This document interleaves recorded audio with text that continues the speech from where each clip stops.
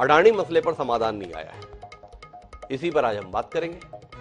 अडानी के मसले पर आज विपक्ष के तमाम नेता और खासतौर पर कांग्रेस के नेता काले कपड़े पहन के पहुंचे। बदली हुई परिस्थिति यही है कि ममता बनर्जी जो पहले अलग अलग चल रही थी वो भी अब इस प्रदर्शन का हिस्सा बन गई है। कुल मिलाकर नतीजा लेकिन ये रहा कि संसद आज भी नहीं चली। कहां ले जाना चाहते हैं हम देश को, कहां ले जाना चाहते हैं लोकतंत्र को, और क्या साबित करना चाहते हैं? सत्ता पक्ष का आरोप है विपक्ष संसद नहीं चलने दे रहा, और विपक्ष का कहना है पहली बार ऐसा अद्भुत दृश्य है कि सत्ता पक्ष संसद को नहीं चलने दे रहा। हमारे साथ तीनों मेहमान जुड़े हुए। चर्चा की शुरुआत करें उससे पहले मल्लिकार्जुन खड़गे ने कुछ कहा है इस मसले पर, उनकी बात सुनते हैं और चर्चा के सिलसिले को धर्मलाल कौशिक जी से इस बार आगे बढ़ाएंगे। सुनिए क्या कह रहे हैं खड़गे जी। आज हम काले कपड़े के ड्रेस में क्यों आए कि ये नहीं कि किसी को बताने के लिए नहीं, हम ये दिखाना चाहते हैं कि देश में डेमोक्रेसी को मोदी जी एक एक करके खत्म कर रहे हैं। एक तो पहले ऑटोनोमस बॉडीज को खत्म करते हुए आए, दूसरी तरह जो कानूनी तहत लोग चुनाव में जीत के आए उनको डरा धमका के उन्होंने हर जगह अपनी सरकार बनाने में गए। तीसरी बात, जो लोग झुकते नहीं उनको झुकाने के लिए ईडी का इस्तेमाल, सीबीआई का इस्तेमाल उन्होंने किया। और आप जेपीसी करने को क्यों डर रहे हो? आपका तो मेजॉरिटी है, 2/3 मेजॉरिटी है, बहुमत है, हम तो अल्पमत में है, और मेंबर्स जो बनेंगे ज्वाइंट पार्लियामेंट्री कमेटी के वो तुम्हारे ज्यादा बनेंगे, तो डर क्यों बात है? किस बात से डर रहे हो? इसका मतलब है कि दाल में कुछ काला है। तो धर्म जी, सीधा सवाल है कांग्रेस के राष्ट्रीय अध्यक्ष खड़गे जी का, डर क्यों रहे हो? काले कपड़े पहनकर उन्होंने बताया है कि ये जो सब कुछ आप कर रहे हो इसका मतलब दाल में कुछ काला है, ऐसा उन्होंने काले कपड़े पहनकर देश को बताया है। क्या कहते हैं धर्म जी, क्यों कर रहे हैं आप ऐसा? एक जेपीसी की तो मांग है, बहुमत आपका है, मान क्यों नहीं जाते? खड़गे जी की जो बात के जवाब तो मैं बाद में दूंगा जी। सबसे पहले हमारे मित्र ने जो लोकतंत्र के ऊपर जो बात जी तो अधूरी रह गई वो जी। लोकतंत्र को ध्वस्त करने का काम कांग्रेस ने किया जी। आपातकाल अभी भूले नहीं है हम लोग जी। एक कोर्ट का निर्णय, हाई कोर्ट इलाहाबाद का निर्णय जी कि 6 साल तक के लिए चुनाव लड़ने पर रोक, और जिस प्रकार से उसके चुनाव को रद्द किया गया, और रद्द करने के बाद में होना क्या चाहिए था? त्यागपत्र, और त्यागपत्र देने के बाद में नए चुनाव या जो भी व्यवस्था। लेकिन हुआ क्या? एक प्रधानमंत्री के ऊपर आरोप लगा और उसके बाद में सामना करने के बजाय आपने उसको इमरजेंसी लगाया, और लोकतंत्र को ध्वस्त करने का काम आज नहीं, कांग्रेस की परंपरा रही है, और कांग्रेस ने ध्वस्त करने का काम किया। किस लोकतंत्र की बात करते हैं? किसकी दुहाई देते हैं? किस लोकतंत्र को तोड़ने की शुरुआत किसने की है? और दूसरी बात, अब जब खड़गे जी ने जिस बात का उल्लेख किया है, मैं आपसे विनम्रता पूर्वक कहना चाहता हूं जी, जो आपके भी जानकारी में है, बाकी के भी जानकारी में है, कि जहां अडानी जी के मामले जी, अडानी के मामले में सुप्रीम कोर्ट के द्वारा एक कमेटी की गठन की गई है जी। कमेटी के द्वारा विचार किया जाएगा, विचार करने के बाद में उसके बाद में उसका ओपिनियन आएगा, उनके मत आएंगे कि पूरे अडानी के प्रकरण में क्या मामला है, और जो भी मत आएंगे उसके बाद आगे की चर्चा होगी। लेकिन जब सुप्रीम कोर्ट के द्वारा यदि कमेटी गठित की गई तो हमारे कांग्रेस के साथियों को उस पर भरोसा क्यों नहीं है? जी। क्या उसमें जो कमेटी बनाई गई है वो पूरे मोदी जी के समर्थक है, भारतीय जनता पार्टी के समर्थक है? मैं समझता हूं जो बनाई गई है, मैं आज भी कह सकता हूं कि हमारे समर्थक कम हैं, बल्कि बाकी लोग हैं, और इस पर उनको विश्वास होना चाहिए। और इसलिए काले कपड़े पहन करके, बाकी चीजें ला करके, ये शोर शराबा लेकर के आखिर किस बात को इंगित करना चाहते हैं? अरे मैं एक बात जानना चाहता हूं धर्मलाल जी, चूंकि आप तो विधानसभा अध्यक्ष जैसे पद को सुशोभित किए हैं 5 साल तक, ये अदालत किसी मामले पर अगर जांच समिति बना देती है तो क्या संसद का अधिकार छिन जाता है जेपीसी गठन के संदर्भ में? क्या इस देश को हर मसले पर अदालत के माध्यम से ही संचालित होना चाहिए, या लोग जिस सरकार को चुनते हैं, जिन प्रतिनिधियों को चुनते हैं, उनके स्तर पर हमें ज्यादा भरोसा करना चाहिए? ये जेपीसी के गठन में दिक्कत क्या है, थोड़ा इस पे आप रोशनी दे सकते हैं? क्योंकि अल्टीमेटली देश में लोग समझना तो चाहते हैं कि भाई विपक्ष इतना चिल्ला रहा है जेपीसी जेपीसी जेपीसी, सरकार मान क्यों नहीं जाती? आप थोड़ा बताइए ना कि जेपीसी के गठन को लेकर अड़चन क्या है, अवरोध क्या है, आपत्ति क्या है? आपको देना चाहता हूं जी, मैं एक उदाहरण आपको देना चाहता हूं। हम छत्तीसगढ़ के विधानसभा में हैं। जी, कांग्रेस की जो बहुमत है, जी, भूतो न भविष्यति, जी, मुझे नहीं लगता किसी पार्टी की बहुमत आएगी जी। जो बहुमत आज है। लेकिन हम जब अभी चावल घोटाले के मामले में, कोयला के मामले में हम लोगों ने कहा कि विधानसभा की कमेटी से उसकी जांच होनी जी। चाहिए और आपकी बहुमत है, आप बहुमत में है, डर क्यों रहे हैं? आपके सदस्य ज्यादा होंगे, जी, प्रतिपक्ष के सदस्य कम होंगे, क्या हमारी बात को स्वीकार कर ली गई? क्या विधानसभा की कमेटी से जांच कराई गई? तो ये जरूरी नहीं है कि आप कह रहे हैं तो उससे सहमत हो, उससे सहमत और हुआ यदि जाए। धर्मलाल जी ने कह दिया जहां पे आपका बहुमत है आप कौन से तैयार हो जाते हो? सुरेश जी क्या कहोगे आप? भाई जिसका बहुमत है उसका फैसला होता है, देश में अब यही सिलसिला चलता है, तो आप इतने शिकवे शिकायत क्यों कर रहे हो? जनता के पास जाने का इंतजार करो, जनता आप पे भरोसा कर लेगी, सारी जांचें कर लेना। क्यों इतने बेचैन हो भाई? क्यों नहीं संसद चलने दे रहे? जी सुरेश जी। एक तो चलिए धर्मलाल जी ने बड़ा अच्छा किया, कम से कम ये मान तो लिया जी, कि लोकतंत्र में बहुमत का अभिमान नरेंद्र मोदी जी दिल्ली में कर रहे हैं। भले उन्होंने निशाना भूपेश बघेल जी पर छापा, मुझे वहां का संदर्भ नहीं मालूम, लेकिन इन्होंने ये मान लिया कि बहुमत यहां पर आपका है इसलिए आपने, तो हम वहां नहीं कर रहे हैं। यानी हमारी अगर कोई कमी है तो उस कमी को शिखंडी बना करके पीछे भारतीय जनता पार्टी छुप रही है। धर्मलाल जी ने मान लिया, मैं साधुवाद देता हूं इनको। जी, नंबर एक। नंबर दो, इन्होंने अभी इमरजेंसी की बात, इमरजेंसी की हमने ऑलरेडी माफी कई बार मांगी, हम फिर मांगते हैं, गलत था। लेकिन ये हाई कोर्ट के जजमेंट तो बताते हैं, लेकिन उस जजमेंट के खिलाफ सुप्रीम कोर्ट ने उसको स्टे कर दिया था, ये कभी नहीं बताते, उसको खारिज कर दिया था। जी, क्या आप लोग, असल बात इस तरीके की बातें आप लोग, ये भी भारतीय जनता पार्टी वाले लोकतंत्र को कलंकित करने के लिए जब झूठ बोलते हैं तब कष्ट होता है। क्या ये सच नहीं है? इन्होंने गोरखपुर में एक शब्द बोला, इन्होंने पहली बार में बड़ी बड़ी बातें करी अपशब्दों की, लेकिन जब हमने इनके अपशब्द निकाले तो इनकी चुप, एकदम ये ऐसे चुप हो गए जैसे गांधी जी के बंदर। अब आज की डेट में फिर अब मैं कह रहा हूं कि हाई कोर्ट के फैसले को ये कोर्ट करते हैं, सुप्रीम कोर्ट के फैसले को कोर्ट नहीं करते। हाई कोर्ट बड़ा था या सुप्रीम बड़ा था, बताएंगे धर्मलाल जी। खैर, इस मुद्दे को आप हटा दीजिए। अब आप हमको आ जाइए कि आपने कहा सुप्रीम कोर्ट की जांच कमेटी पे हमें पूरा भरोसा है। जी, सुप्रीम कोर्ट की जांच कमेटी भारतीय सेबी के विनियमन की, बाकी सारे स्टॉक एक्सचेंज की सारी चीज कर रही है, स्पेसिफिकली अडानी जी और मोदी जी के संबंधों की जांच नहीं कर रही जी, ना उनको अधिकार है। वो maximum to maximum Adani enterprises से बात कर सकते हैं, मोदी जी से बात करने का उनको हक नहीं है। जी, हम जेपीसी की मांग कर रहे हैं कि क्वेश्चन हम अडानी जी से करेंगे, जो कमेटी करे। जेपीसी को अगर यह लगता है जिसमें बहुमत भारतीय जनता पार्टी का होगा, वो मोदी और अडानी के संबंधों को मोदी जी से भी तो बात कर सकती है, पूछ तो सकती है ना। और वहीं पर एक ये पेच लगा हुआ है, वहीं पर राहुल गांधी जी की सदस्यता का डिस्क्वालिफिकेशन है, वहीं पर उनका मकान खाली कराने का डिस्क्वालिफिकेशन है, वहीं पर उनका ये सारे के सारे जो तोते की जान, जो कहते थे ना वो कि फलाने की जान तोते में है, जान सारी वहां पर है कि मोदी जी से क्वेश्चन ना हो जाए। मोदी जी से क्वेश्चन हो जाएंगे तो दूध का दूध पानी का पानी हो जाएगा। 20,000 करोड़ रुपया किस शेल कंपनियों में जो आया है वो किसका है? जो कि हिंदुस्तान के डिफेंस सेक्टर में, मिसाइल सेक्टर में लग रहा है, ड्रोन सेक्टर में अडानी जी का लग रहा है, कोई एक चाइनीज डायरेक्टर है बताया जाता है।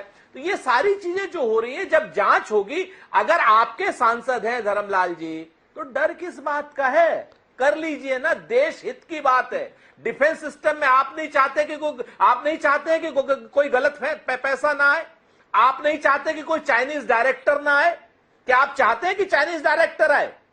अच्छा सुरेश जी, मेरा एक सवाल है, ये आप बड़ा आशान्वित है कि एक पूछताछ होगी और सब कुछ सामने आ जाएगा। ये गोधरा के संदर्भ में भी नरेंद्र मोदी जी से जाने कितनी बार पूछताछ हुई थी, यूपीए की सरकार भी थी, क्या आया सामने? ये पूछताछ से सामने आ जाता है सुरेश जी, वाकई आपको लगता है? मैं आपको फिर से एक बात बताता हूं सर कि देखिए, जैसे ही मैं मुद्रा को टच करूंगा, धर्मलाल जी का मनपसंद मुद्दा हिंदू मुसलमान मिल जाएगा जी। अगर धर्मलाल जी जो है, हिम्मत है इनमें, ये कहते हैं कि साहब लोअर कोर्ट से आदेशित आदमी कल्प्रिट है, तो हाई कोर्ट से तड़ी पार आदेशित आदमी तो दोषी नहीं है क्या? उसको सुप्रीम कोर्ट ने बरी किया जी। जो तड़ी पार। अच्छा, तो मेरा एक सवाल है आपसे सुरेंद्र जी, इस गतिरोध को ऐसे ही चलते देना है या कोई समाधान की उम्मीद देखना है? जेपीसी की मांग को लेकर संसद 2 हफ्ते से ठप है, आप सामने देख रहे हैं। विपक्ष सामूहिक रणनीति के आधार पर क्या उम्मीद कर रहा है?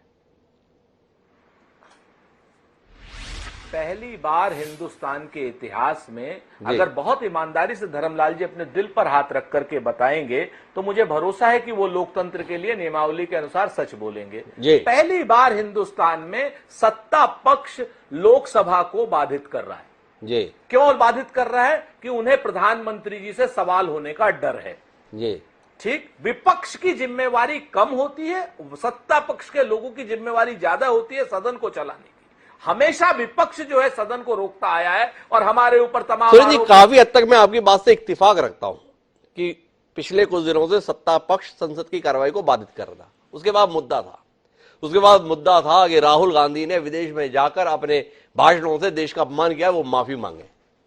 पर अब तो माफी का विषय रहा नहीं। राहुल गांधी का तो उन्होंने इलाज कर दिया, वो संसद के सदस्य ही नहीं रहे। आपके शब्दों में सत्ता पक्ष के ही दखल से ऐसा हुआ, पर संसद तो अब भी नहीं चली। तो अब किसने रोका हुआ है? वाकई सत्ता पक्ष ने रोका हुआ है। सत्ता पक्ष के पास तो मुद्दा ही नहीं है। जो मुद्दा था वो मुद्दा उन्होंने अपने हाथों से ही गवा दिया संसद रुकवाने का।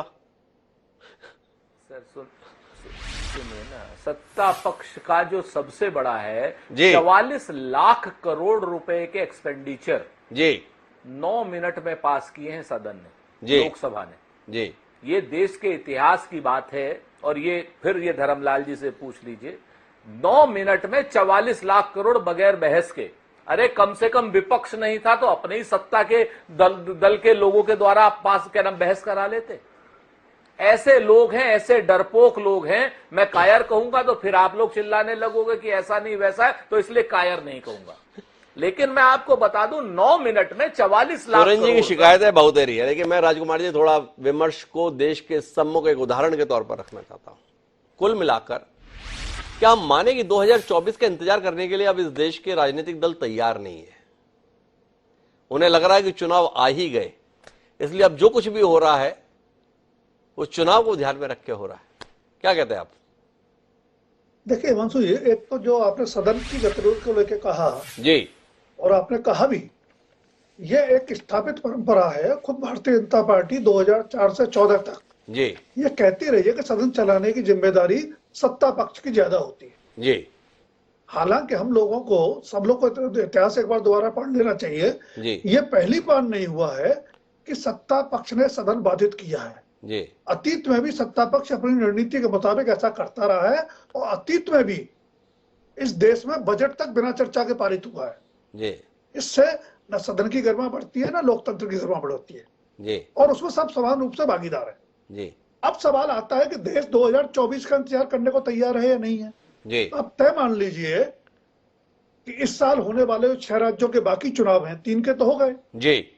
जो 6 राज्यों के चुनाव हैं, जिनको हम लोग मीडिया की भाषा में, लोग राजनीतिक भाषा में सेमीफाइनल कहते हैं जी।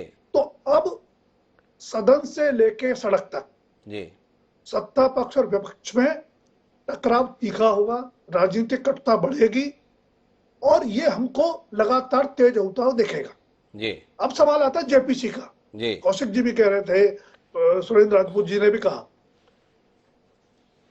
और आपने सही सवाल उठाया। ऐसी कोई बाध्यता नहीं है कि सुप्रीम कोर्ट की जांच होते हुए कमेटी बना दिए जाने के बाद संसद या विधानसभा की कमेटी जांच नहीं कर सकती। संसद का अपना विशेषाधिकार है जांच करने का, उसको उससे वंचित नहीं कर सकते। लेकिन जेपीसी नहीं बनेगी, उसके 2-3 बड़े कारण है जी। एक, तार्किक रूप से आज तक देश में जितनी जेपीसी बनी, अगर मेरी याददाश्त सही है तो शायद 8 बार बनी जी। और उन जेपीसी की रिपोर्ट्स में कोई एक सर्वसम्मत निष्कर्ष नहीं निकला, क्योंकि जेपीसी दलगत राजनीति के आधार पर काम करती है, सच खोजने के लिए काम नहीं करती जी। लेकिन फिर भी बार बार जेपीसी की मांग होती है, चाहे बोफोर्स में हुई हो, शेयर घोटाले में हुई हो, या बाद की दूसरी घटनाओं में हुई हो। तो इसलिए होती है कि जेपीसी में आपको राजनीतिक मुद्दे को धार देने की, और जैसा अभी सुरेंद्र राजपूत जी कह भी रहे थे कि जेपीसी तो किसी को बुला सकती है, ये उसका विशेषाधिकार है पूछताछ के लिए जी। तो मुद्दे को बनाए रखना, जिलाए रखना और उसको धार देकर चुनावी मुद्दे में तब्दील करना हर राजनीतिक दल की जब विपक्ष में होता है यही रणनीति होती है। तो अगर कांग्रेस को या विपक्ष को लगता है कि जेपीसी बननी चाहिए और जेपीसी बनेगी नहीं जी, तो टकराव लगातार बढ़ेगा, और जब बढ़ेगा ये मांग होगी, उधर से इनकार होगा, तो कहीं ना कहीं संदेह का वातावरण बनेगा। और मेरा बार बार मानना है कि राजनीति में सच ऐसे है जैसे भूसे में आप सुई खोज रहे हो जी। न किसी की सच देखने में दिलचस्पी है न दिखाने में दिलचस्पी है, लेकिन एक परसेप्शन बनाने में दिलचस्पी जरूर होती है। 1987 याद कर लीजिए, 413 सांसदों के बहुमत से बनी राजीव गांधी की सरकार 1984 के आखिर में, 87 में लड़खड़ाने लगी थी बोफोर्स के बवंडर में जी। 3.5 दशक हो गए, आज तक पता नहीं। तो मेरा सवाल इसी पर है राजकुमार जी, फिर मैं धर्म जी के पास जाना चाहता हूं क्योंकि मेरे पास समय सीमित है, कि क्या राहुल गांधी और कांग्रेस पार्टी 1987 की कहानी को 2023-24 में दोहराने की कोशिश कर रहे हैं? क्या उन्हें लग रहा है कि अडानी के संदर्भ में नरेंद्र मोदी और भाजपा को घेर कर वह देश में वैसा ही माहौल बना सकते हैं जैसे बोफोर्स के संदर्भ में 1987-88 के दौर में बन गया था? यह सवाल है बतौर पत्रकार आपसे। अडानी प्रकरण में सच क्या है ना आपको पता ना हमें पता है, बाकी दोनों दलों के प्रवक्ताओं को पता हो तो पता नहीं, लेकिन जिस तरह से सत्ता पक्ष, सरकार के मंत्री भी जी और भारतीय जनता पार्टी के प्रवक्ता और नेता भी अडानी का बचाव करने के लिए आगे आ रहे हैं जी, मुझे लगता है पूरी तरह अवांछित है जी एक बड़ा औद्योगिक घराना है, अपना बचाव खुद कर सकता है और खुद करना चाहिए जी। अगर आप बचाव कर रहे हैं तो कहीं ना कहीं कोई गलत संकेत दे रहे हैं, संदेश दे रहे हैं, जिसका राजनीतिक इस्तेमाल अगर कांग्रेस करती है, विपक्ष करता है तो कुछ भी गलत नहीं करता, कुछ भी गलत नहीं करता। मैं धर्म जी वापस आपके पास में आता हूं। इतने बड़े मसले को इतने सांसद, इतने विधायक, इतनी पार्टियां उठा रही हैं, उस मसले पर देश के सर्वोच्च नेता मौन रह रहे हैं और राजकुमार सिंह जी का कहना है कि अडानी समूह अपना बचाव नहीं कर रहा, आपकी पार्टी ने उनके बचाव का काम ले लिया है। क्या कहते हैं आप इस पर? कांग्रेस को और विपक्ष को निहत्ता नहीं देखना चाहते आप? भाई उनके पास भी कुछ हथियार रहना चाहिए तो युद्ध का मजा रहता है, लड़ाई का मजा रहता है। क्या ये भावना प्रबल हो गई है? देखिए, जो बजट की बात आई कि 9 मिनट में पारित कर दिए जी, प्रतिपक्ष बैठा हुआ है, उसमें जो आलोचना है उनको समालोचना करना है, आलोचना करना है, चर्चा करना है, डिस्कशन करना है। आखिर कांग्रेस घबराई हुई क्यों है और चर्चा से भागना क्यों चाहती है? जी, मुख्य रूप से प्रश्न यह है कि वो चर्चा करना ही नहीं चाहती है जी। और जब चर्चा नहीं करेगी तो पूर्व में उदाहरण है, आपको अभी बताया राजकुमार जी, तो पारित हुए हैं और पारित होते रहेंगे, लेकिन विपक्ष का काम है वहां पर सारी बातों पर डिस्कशन करना और जनता के बीच में उस सारी बातों को लेकर के आना जी, कि कमियां कहां पर है, खामियां कहां पर है। जब चर्चा ही नहीं करेंगे तो आगे बात बढ़ेगी नहीं जी। और इसलिए आपको पारित बचाव की बात है। मुझे नहीं लगता कि भारतीय जनता पार्टी को कि अडानी के बचाव के लिए सामने के लिए आना पड़ेगा और बचाव करना पड़े। अपने आप में सक्षम है, वो बचाव करेंगे अपना, और ना ही वो कोई हमको बचाव करने की आवश्यकता है, ना हमारी पार्टी कर रही है। लेकिन सैद्धांतिक आधार पर जो लड़ाई लड़नी है हमको, चाहे वो फ्लोर के अंदर हो, हाउस के बाहर हो, वो लड़ाई हम लड़ेंगे। जब कांग्रेस आरोप लगाएगी तो हम चुप बैठने वाले नहीं है।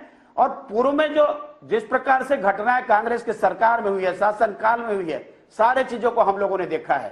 तो जैसे जैसे चुनाव नजदीक आ रहे हैं, ये चाहते हैं कि हम आरोप लगा करके केवल पार्टी को बदनाम करें, मोदी जी को बदनाम करें, और मोदी जी को बदनाम करके हम अपना वर्चस्व कायम करेंगे।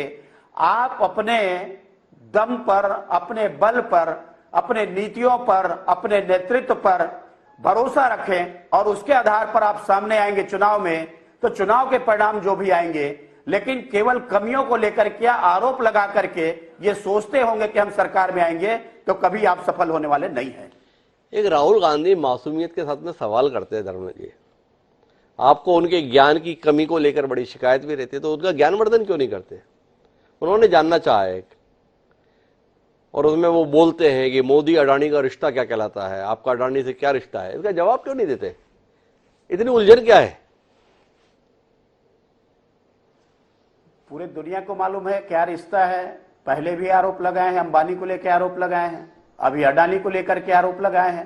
केवल आरोप लगा करके कांग्रेस राजनीति करना चाह रही है, तो ये राजनीति करे, लेकिन जो काम हमें करना है वो काम हम करते रहेंगे। हमारे सामने में केवल राहुल गांधी नहीं है, इस देश के नागरिक हैं और इस देश के साथ में एक वैश्विक स्थिति हमारे देश की क्या होगी, हमारी प्रतिष्ठा कैसे बढ़े, हम आर्थिक रूप से मजबूती को कैसे प्राप्त करें, ये सारे विषयों को लेकर के हमको सरकार चलानी है। केवल उनके जवाब देने के लिए प्रधानमंत्री जी फुर्सत से नहीं बैठे हुए हैं। तो सीधे धर्मलाल कौशिक ने कह दिया हम देश के लिए काम कर रहे हैं, ये फालतू के सवालों के जवाब देने के लिए नहीं बैठे हैं। तो सुरेंद्र जी अब वापस आपके पास आता हूं। दो महत्वपूर्ण मुद्दे हैं। एक महत्वपूर्ण मुद्दा तो धर्मलाल कौशिक जी ने उठाया, बोले आपको लगता है कि आप आरोप प्रत्यारोप की राजनीति करके अपनी खोई जमीन हासिल कर लेंगे और सत्ता में वापस आ जाएंगे, ऐसी कोई संभावना दिखाई नहीं देती। दूसरा, राजकुमार सिंह जी ने बता दिया है कि जेपीसी तो बनने वाली नहीं है। तो इन दोनों मुद्दों पर आपकी आखिरी इस कार्यक्रम में टिप्पणी विनम्रता के साथ। सर, कहते हैं ना कि लश्कर भी तुम्हारा है, सरदार तुम्हारा है, तुम झूठ को सच लिख दो, अखबार तुम्हारा है जी। और इस दौर के फरियादी जाएं तो कहां जाएं, सरकार तुम्हारी है, दरबार तुम्हारा है। हम तो अपने लोकतांत्रिक अधिकारों का उपयोग करके जनता की बात को उठाना चाहेंगे। अभी कौशिक साहब ने अध्यक्ष रहे विधानसभा के, ये नहीं कहा इन्होंने कि साहब विपक्ष का काम सवाल उठाना है, बिल्कुल है, लेकिन क्या सत्ता पक्ष पूरा इस बजट से सहमत? सत्ता पक्ष पे चर्चा नहीं होनी चाहिए थी? 9 मिनट में 44 लाख करोड़ का बजट। और राजकुमार जी ने जेपीसी की जो बात कही है, तो जेपीसी तो हम मनवाने की पूरी कोशिश करेंगे, आखिरी दम तक लड़ाई लड़ेंगे और निश्चित तौर पर लड़ाई लड़ेंगे, क्योंकि हमको ये पूछना है, बताना है देश को, और पूरे देश के पैसे का सवाल है, देश की इज्जत का सवाल है, देश के सामरिक हितों का सवाल है। इसमें कोई चुनावी सवाल बाद में है, पहले सामरिक हितों का सवाल है कि वो जो 6 शेल कंपनियां हैं जिसके जरिए 20,000 करोड़ रुपया आया है अडानी इंटरप्राइजेस के पास, किसकी है, कहां से आया है, वो पैसा किसका है, वो डिफेंस सेक्टर में जो जा रहा है पैसा, वो किसका पैसा है? क्या ये देश को जानने का हक नहीं है? आप राजनीतिक, इस सवाल को राजनीतिक करके क्या देश के सामरिक हितों पर आप कहीं कंप्रोमाइज तो नहीं कर रहे हैं? अगर हम ये सवाल पूछते हैं तो क्या हम बेईमान हो गए? तो क्या हम बेईमान हो गए? सुनो राजपूत जी सच बड़ा ईमानदारी से बोलते हैं। वो बोलने जा रहे थे जेपीसी तो हम बनवा के ही रहेंगे, पर उन्हें समझ में आया अभी अपनी स्थिति क्या है, सरकार की स्थिति क्या है, तो कहते जेपीसी बनवाने की हम कोशिश करते रहेंगे। कुल मिलाकर विपक्ष के तौर पर जो उनके अख्तियार में है उसके संदर्भ में सुरेंद्र राजपूत यहां पर कह रहे हैं कि हम उस अख्तियार के तहत अपनी कोशिश जारी रखेंगे। जेपीसी के माध्यम से उनका मानना है कि इस देश के लोगों के सम्मुख सच लाने की कोशिश होनी चाहिए। पर दूसरा महत्वपूर्ण सवाल यह है कि दोनों ही पक्ष अपने अपने को सही ठहराने की कोशिश में जिस भाषा का इस्तेमाल कर रहे हैं उसके चलते देश कहीं और तो नहीं जा रहा है, सच कहीं पीछे तो नहीं छूटता जा रहा है, और कुल मिलाकर सत्ता में बने रहने या सत्ता में आने की होड़ तो कहीं हावी नहीं हो जा रही है, जिसके पीछे सच की लड़ाई दिखाई जा रही है। सवाल महत्वपूर्ण है, इसका उत्तर आना चाहिए। देश में लोकतंत्र रहे, इसके संदर्भ में हर भारतीय की कोशिश है, उस कोशिश का सम्मान होना चाहिए। आप तीनों मेहमानों का बहुत बहुत धन्यवाद इस चर्चा का हिस्सा बनने के लिए। समय है अब आज के शेर का। जिस प्रकार का संघर्ष है, जिस प्रकार की लड़ाई है, उसी को समर्पित हमारा शेर है कि सफर की हद है वहां तक कि कुछ निशान रहे, सफर की हद है वहां तक कि कुछ निशान रहे, चले चलो कि जहां तक ये आसमान रहे, ये क्या उठाए कदम और आ गई मंजिल, मजा तो तब है कि पैरों में कुछ थकान रहे। तो राहत इंदौरी ने जो ये पंक्तियां लिखी हैं, ये पंक्तियां देश के विपक्ष को समर्पित है। संघर्ष करें, संघर्ष से ही सफलता मिलती है। सत्ता पक्ष भी संघर्ष कर रहा है, जिसके संघर्ष में ज्यादा सत्य होगा, जिसके संघर्ष में ईमानदारी होगी, जिसके संघर्ष में समर्पण होगा, उसे सफलता मिलेगी। देश अपना फैसला खुद करेगा। इस उम्मीद के साथ अब मुझे दी इजाजत, कल फिर मिलेंगे नए विषय के साथ। तब तक के लिए साथ बढ़ाओ।